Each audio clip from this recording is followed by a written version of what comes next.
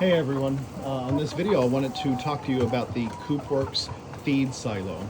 So the first thing I want to point out, well first I want to apologize because in just a minute they're probably about to get really vocal. They tend to do that when I come out here, but they're really excited because I just put some food in there for them. So this is the Coopworx feed silo. The one you see in front of you here, this is the 80-pound capacity.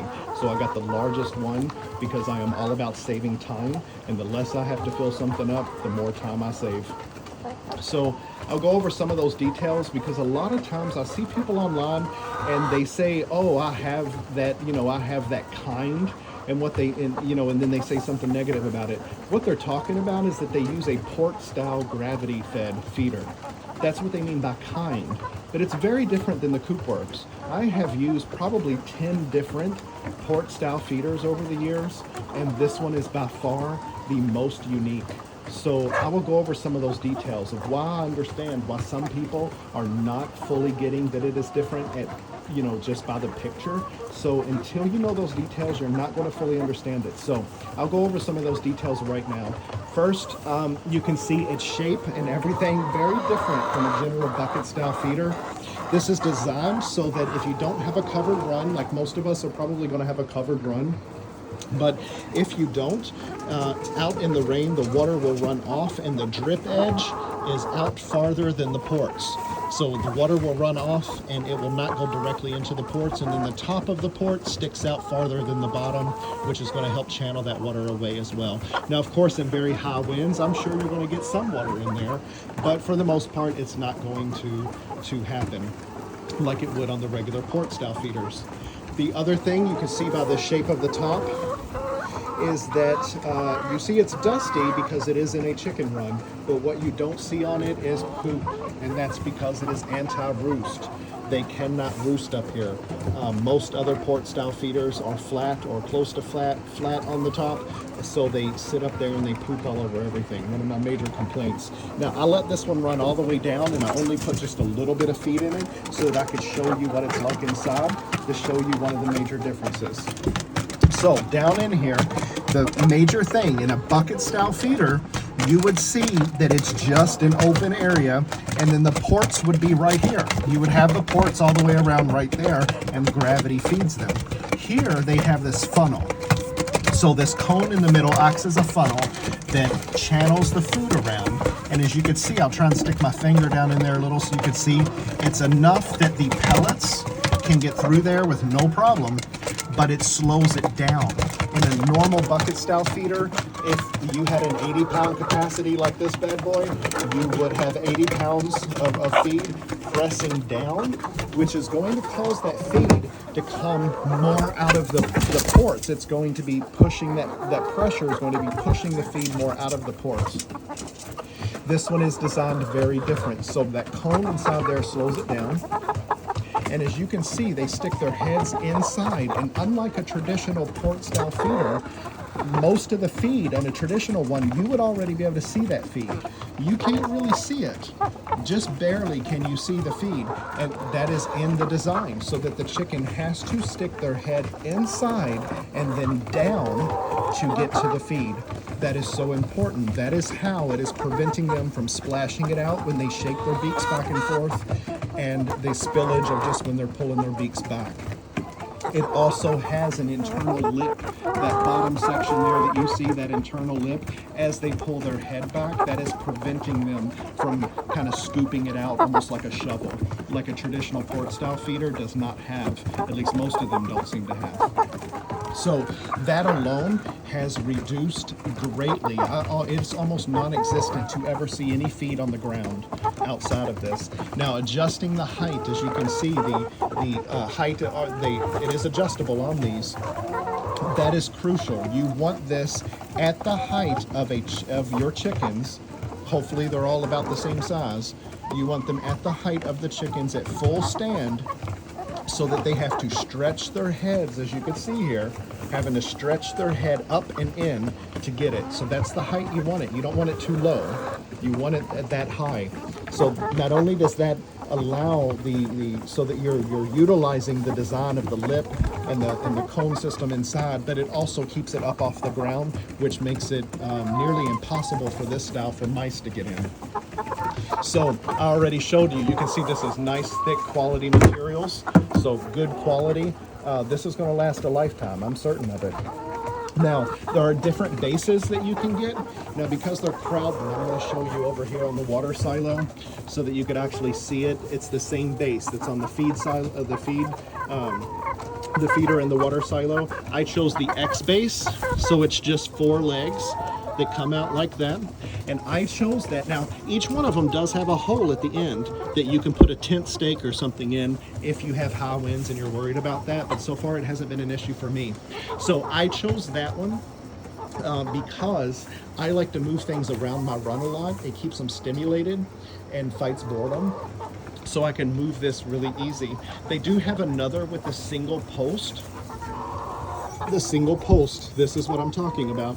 They have another that's called the spike base, and it's just a really big spike that goes down into the ground.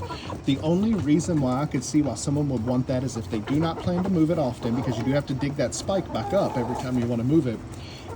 Maybe if you have really, really high winds, I could see why that would be beneficial. So I would still choose one of the spike bases, whether it's the X base or the spike base. I'm sorry, I would still choose one of the single post bases, whether it's the X base or the spike base, because those are the ones that are the most rodent proof. They do have a design that has 4 adjustable legs out to the side, and that one is nice and sturdy, and if you're not that worried about mice, you don't have to really, worry about it then. Like, that one will do you just fine. But I don't like that one because I want the one that is the most mouse proof. So the way that it is mouse proof with the single post base like this is, even if a mouse could climb up that slick metal pole, when you look underneath here, and again, I'm showing you only on the water silo because they're crowding out the feeder right now, because I did deprive them of a little bit of food and just filled it up. But if a mouse, move out of the way, if a mouse climbs up this, that is a divot underneath here. They're not going to be able to climb over the top of this and then into the ports. This is the only feeder that I have found in all these years. I've probably used at least 10 different kinds of port style feeders. This is the only one I have found that I believe is truly rodent proof. At least in my situation it is.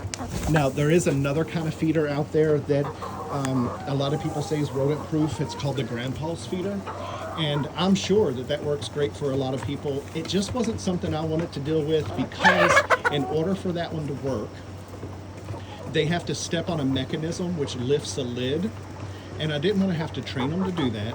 But I've also seen some horror stories online. I've seen pictures where people posted where basically one chicken stood on the mechanism, lifted the lid, and was eating out of it. Another one came from the side and started eating out of it. And then when the one standing on the mechanism jumped off, the lid closed and pinching the neck and trapping that chicken in the feeder that way. And after seeing that a few times, that is not something I wanted to walk out to the coop and find. So I found this one online and thought, oh my goodness, I love companies that actually put so much time and energy and thought into a purposeful design. Again, this is not like the other port style feeders. This is not just buckets with holes in it. It's totally different. I'm telling you, this has already paid for itself for me in the amount that I was spending feeding the mice. I had a big mouse problem.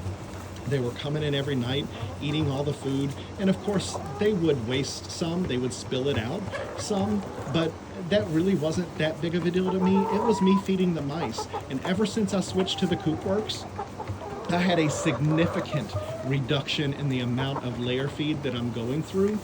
that I'm telling you this bad boy has paid for itself in only a couple of months in the amount that I am not feeding the mice. So the savings I have on the lack of waste, it has paid for itself. I'm not going to lie, these things are expensive, but don't even play. You get what you pay for, and you know that. You just saw all of the details here in the quality construction. This is a small family-run company that is American-made, and clearly they put thought into every decision they made about this particular feeder. So if you're willing to invest in something that you would buy one time, that you're not wasting, you're not feeding mice, you're not spilling it out all over the floor, and you are having to fill it up a lot less often because it holds 80 pounds in capacity, this is going to be the one for you. If you're willing to do that, I'm telling you, you're going to be happy. I will not use another feeder now. This is the only feeder. I have 3 flocks, and this is the only feeder that I use in all 3 of those flocks. So you can buy this directly from the Coopworx website if you want. I put a direct link. I am an affiliate now. I did put a direct link below with a coupon code so you can get some more money off. And right now, the way that they have these structured, if you get a combo pack, if you want to get, say, the 80-pound feeder and the this one is the 8-gallon water silo, you can get that in a combo pack, which is going to save you money. And then when you use my coupon code, which is called No Mice, then you get even more money off the top of that. And so you're really going to save instead of buying them individually. If you buy them in a combo pack and then also use my coupon code, you're really going to save that way. They also have other combo packs right now where you can get, say, 3 feeders in a pack, and that way it's cheaper that way too, rather than buying them individually. So check out my link below, as well as my coupon code. Again, is No Mice. That should save you some more money. So if you have any questions, by all means let me know. But I am super happy with this feeder, and I feel confident that you will be too. So, all right, I hope you all are doing well. If you need anything, let me know. Take care, everyone. Thank you so much for watching. I appreciate you.